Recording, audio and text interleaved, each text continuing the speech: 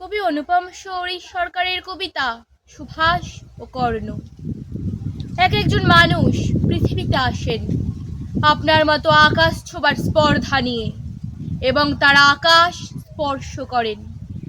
এক একজন মানুষ পৃথিবীতে আসেন এবং আপনার মতো রচনা করেন অপরাজেয় মানবের ইতিহাস।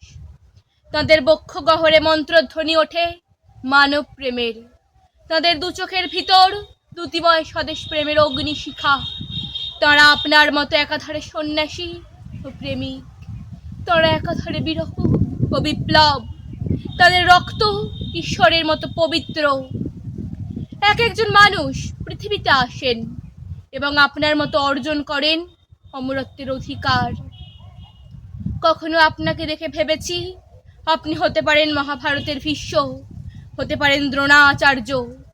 আপনাকে কৃষ্ণ ভাবতেও আপত্তি নেই, আপনাকে অর্জুন ভাবতেও দ্বিধাহীন।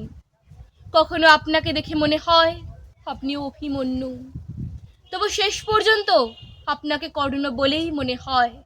আপনার বীরত্বে এ বুক যেমন ভরে ওঠে গর্বে, তেমনি আপনার জন্য বুকের ভেতর জন্ম নেয় বেদনার প্রসবন। আপনিও কি কর্ণের মতো বঞ্চিত হননি ন্যায্য প্রাপ্য থেকে? আপনাকে ঘিরেও কি বিস্তৃত হয়নি ষড়যন্ত্রের জাল?